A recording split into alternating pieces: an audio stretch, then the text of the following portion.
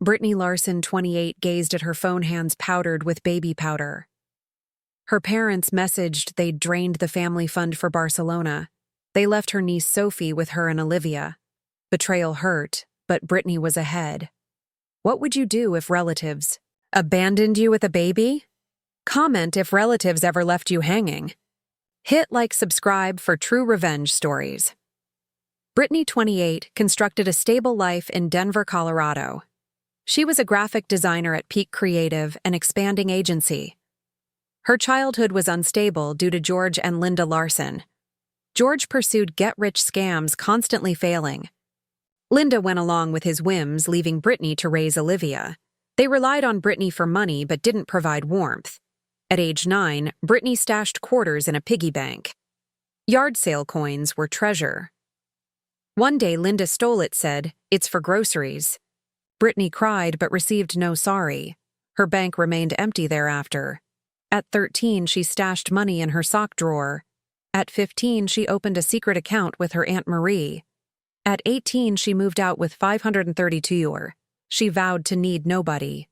Early years were tough. Art school at 8 a.m., barista shifts until midnight. 3 hours sleep, then do it all over. She graduated with a design degree with a 3.8 GPA. A freelance job redirected her course. Her mentor, Carla, noticed her hustle and steered her. Carla's referral got Brittany a job at 22. She worked up from junior designer to project lead in 6 years.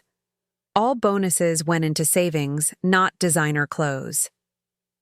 Cohorts spent money on vacations. Brittany remained frugal. Last year at 27, she came home to the family house again. Brittany Larson, 28, stood in her kitchen, her heart racing. Her parents bolted to Barcelona with the family account's $4,900. They abandoned Sophie and assumed they got it all. Brittany's secret transaction rescued the rest. What would you do if relatives left you stranded with a baby? Comment if relatives stole from you. Hit like, subscribe for authentic revenge stories. Brittany changed Sophie's diaper when the text arrived. Linda wrote, "We're off to Barcelona, pocketed the money. Take care of Sophie. We need this." Brittany's stomach plunged, but she was prepared. She'd transferred $15,000 into another account the previous day. Her parents thought they got $2,000. They only took $4,900 of the joint funds. Brittany whispered to Sophie, "We're safe, sweetie." She called Olivia at the hospital.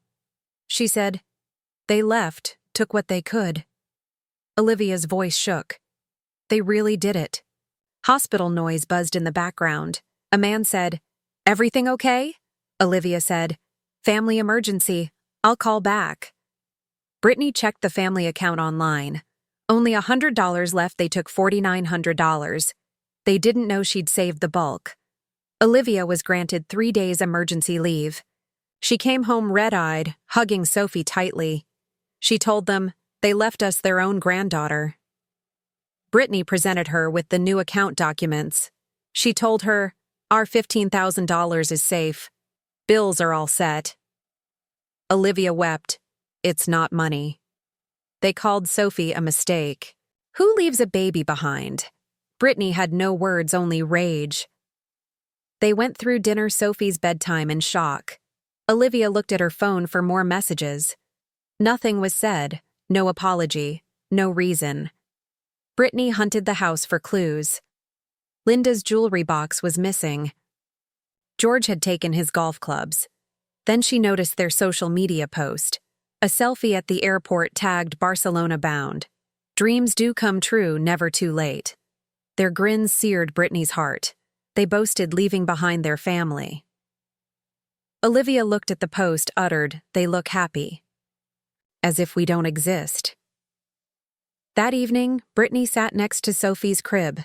The baby slept, holding her blanket. Brittany promised she'll never feel this betrayal. The wait was over. The battle was on. Following morning, Brittany laid out papers on the table. She said, "We need a strategy. Olivia, bills are paid, but the mortgage is $2,000. Olivia gave Sophie, said, "They paid it from the account. Can we pay it?" Brittany's stomach churned. She hadn't considered that. The house was in George and Linda's name. She read the statement, felt sick. $2,000 a month they couldn't afford on their own. Olivia told them, if they stop paying, we're in trouble. Brittany contacted the mortgage company. The rep told her, you're not on the mortgage. If they stop paying, you'd have to take over or risk foreclosure. Brittany told them, we need an attorney. She met Mrs. Goldman online free consultation. They scheduled the next day. Friends and family messaged about the Barcelona status updates. Some felt that Brittany and Olivia were being too. George and Linda lied, stated, it's a family vacation.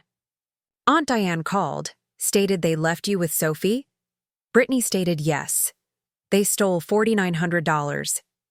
Diane cursed, stated they did this to me years ago. Took out a loan for a phony emergency, spent it on a cruise. They abandoned a home. I co-signed, destroyed my credit. They always hurt others to get back on their feet. Diane stated, I'll send old financial records. They reveal their pattern if you need leverage. She promised to assist with Sophie shortly. Brittany created a spreadsheet one evening. Her design revenue and Olivia's resident compensation afforded necessities. Childcare was stretched the mortgage unaffordable. They'd have to relocate or battle for the home. Morning arrived. George phoned 5 times. Brittany allowed it to go to voicemail, meeting Mrs. Goldman. The lawyer explained, the house is problematic. You can attempt claiming it, they left it behind, or relocate, shirk their debt. Sophie's custody is Olivia's, the mother. Document their abandonment for legal protection. George's texts were angry. Call us now. What did you do with our money? We're stranded. Brittany showed Olivia, said, let them sweat. They posted cafe pictures in Barcelona pretending fine. Their public joy concealed their private panic. Taylor came over with groceries support. She said, my mom says you can stay with us. Brittany chopped vegetables, said, we're figuring it out. They believe we took their money, not that we invested ours. That evening, a Spanish number rang. Brittany picked up against her instincts. Manager Fernandez told your parents' card was declined. They cannot afford the hotel, need your assistance. George took the phone, screamed, what did you do? We are stuck in the reception. No money. Brittany told, I covered our $15,000. You attempted to steal it for Sophie's care. George screamed, it's our account, you thief. We corrected your sister's error. You left us stranded. Brittany shook, informed, you abandoned Sophie. Called her an error. You're the thieves. Linda sobbed, we're stuck, honey. We'd send money home later. Brittany informed, you drained the account first. I'll send flight money home, that's it. George informed, we leased a place. Pay our hotel or we'll take action. We'll report theft, evict you. Brittany informed, try it. I have evidence. Our lawyer's waiting. George hissed, you're suing your parents? This isn't over. Brittany hung up, hands trembling. Olivia saw her, said, was that them? Brittany said, their cards failed. They're mad. Threatened to evict us, report theft. Olivia held Sophie, said, let them try. We're not leaving. Brittany sent $800 for economy flights. She wrote one-time help, no more funds. Next day, George texted threats. Linda sent tearful voicemails. The hotel thanked Brittany for partial payment. Mrs. Goldman got the messages, said, you're covered. Your records show their theft attempt. Days afterward, Pablo Monto phoned. He explained, your parents put you down as guarantor of lease. They left deposit, can't afford rent.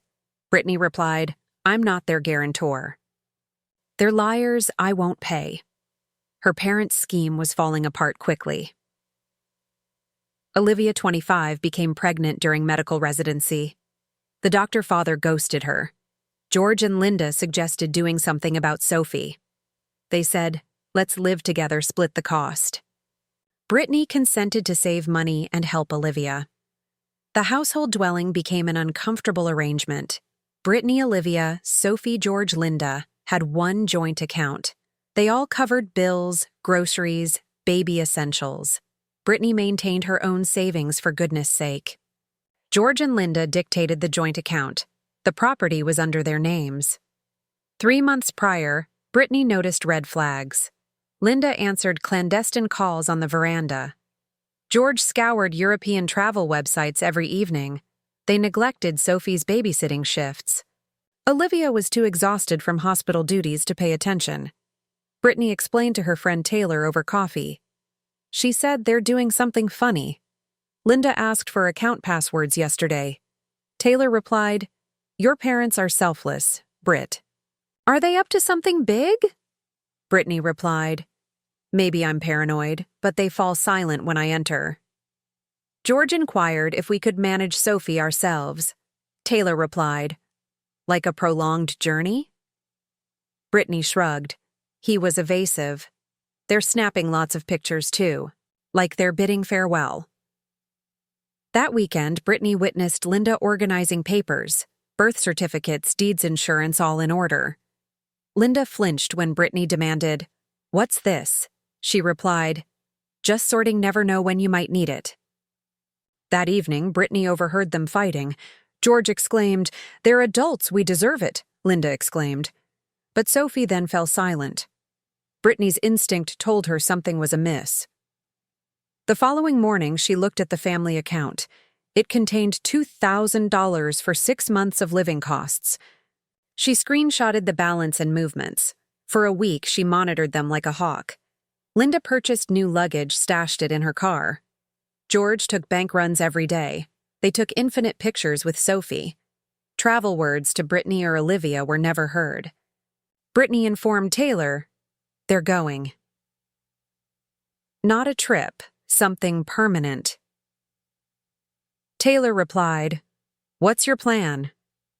Brittany spent the night awake, her mind running wild. Her parents were going to cash out the account money. Olivia was overwhelmed with residency and motherhood. Brittany couldn't let them destroy her sister. She went to the bank, encountered Mrs. Rivera, the manager. She told me, "I have to safeguard our shared account." Mrs. Rivera told any depositor can withdraw. "What's bothering you?" Brittany replied, "I am afraid of rash actions damaging my sister and niece." Mrs. Rivera nodded, instructed, "Open a new account. One in your name and Olivia's." That day, Brittany opened an account in their names. She deposited $15,000, leaving $5,000 behind. It wouldn't alert anyone but guarded their portion. She kept proof of their deposits. She thought about letting Olivia in on the secret, but didn't. Olivia was tired, barely sleeping. Brittany told me I created a new account for Sophie's purposes. Olivia nodded, said, "Good idea.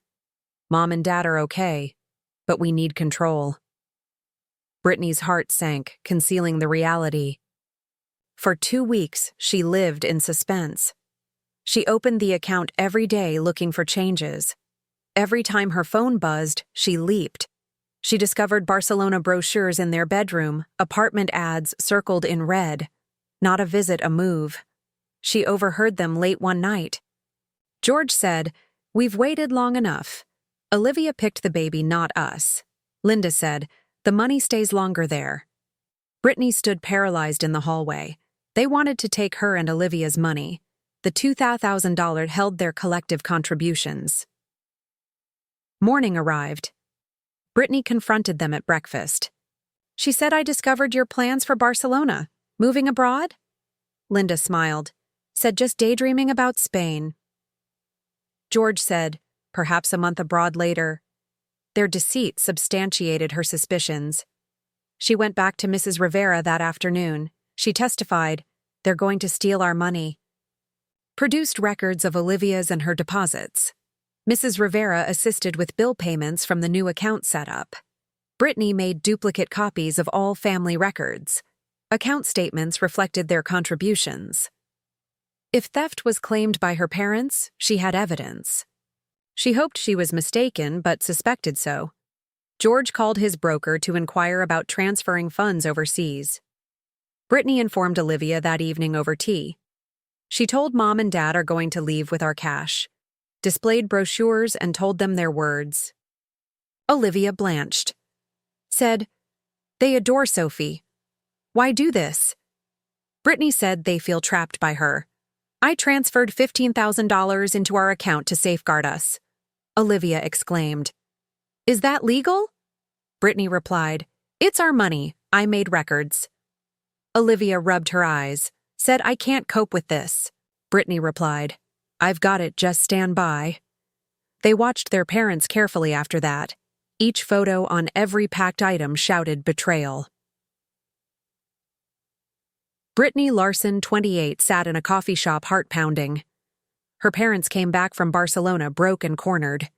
They took $4,900 and abandoned Sophie. Brittany's scheme turned their world around. George called, enraged said, You devastated us. The apartment rental was terminated. We're homeless tomorrow. Brittany remained calm, said, I provided flights back. Booked. Them yet? George dismissed her, said, You're not our daughter. Linda's experiencing anxiety, blood pressure's rising. Brittany said, I'm sorry she's having a tough time. Flights are booked when you encounter this. Her counseling with Dr. Levine kept her grounded. 2 weeks after her parents booked tickets. Their message said, We'll get this sorted at home. Brittany prepared for their visit. She and Olivia strategized the confrontation. Sophie played in the background, clueless and cheerful. Olivia instructed, Keep them out of the house. No entry till we establish rules. Brittany instructed coffee shop on Main Street. Neutral ground, no scenes, Olivia instructed. What about Sophie? Brittany instructed Taylor's keeping an eye on her with Jackson. They met Mrs. Goldman to prepare papers. Dr. Levine drilled them on being firm. Brittany left Sophie at Taylor's by noon. She and Olivia arrived at the coffee shop at 2. They chose a peaceful corner table. Linda texted 2:45 taxi to the shop. Brittany responded, Here we go. Olivia nodded, jaw tight. George and Linda arrived at 3:20. They appeared worn bags under eyes. George came in a gift bag, a weak peace offering. Linda hurried over, arms out, said, My girls. They did not hug her. Smile faded. George asked, Where's Sophie? Olivia replied. With a friend, sit down. They sat tense silence heavy. Linda took out a flamenco figurine, a soccer jersey, a red outfit for Sophie. She replied, We obtained these in Barcelona. Brittany gazed, gifts undisturbed. Olivia uttered, You refer to this as a miscommunication? You took $4,900, left us with Sophie. Linda looked around, replied, We required a break. It was difficult with the infant. We intended to return, Brittany remarked. After a 6-month rental? You took our cash. George stuttered. We got carried away. Barcelona was beautiful. We believed we'd remain. Brittany slid across their social media copies. She muttered, New life, fresh start. Not temporary phrases. The barista came with drinks, interrupting the fight. George uttered, We messed up okay, but you had no right to steal our money. Brittany slid another document, uttered, Our contributions, $15,000. We shifted. It's ours. I have all the deposit records. Linda asked, Why sneak around? Why not communicate? Olivia laughed. You texted us from Spain. Left without notice. George utterance. You'd have stopped us. We felt stuck having a kid again. Olivia stated you volunteered to do Sophie. You dared us to live together. Linda hung her head, said, We didn't realize how hard. We adore Sophie, but it's too much. Brittany stated, Not enough to remain. George stated, We had money problems too. Linda's medical expenses drained us. Barcelona's less expensive, we'd stretch our resources. Brittany stated, Why not tell us? We'd have assisted as family. George snapped, Perhaps if Olivia were smarter. A baby in residence, no father. What were you thinking? Olivia went white, said, You hate Sophie. Call her an accident. Brittany said, We've heard you weeks ago. You said Olivia made this choice, not you. George's face dropped. Linda's eyes welled up. Brittany produced a contract, said, Our conditions. Mrs. Goldman wrote it up. You sign over the house to us, we take the mortgage. You move to your condo. Sophie has supervised visits. No more joint accounts. George yelled, You can't evict us. Olivia stated, You left the house behind. We're holding it for Sophie.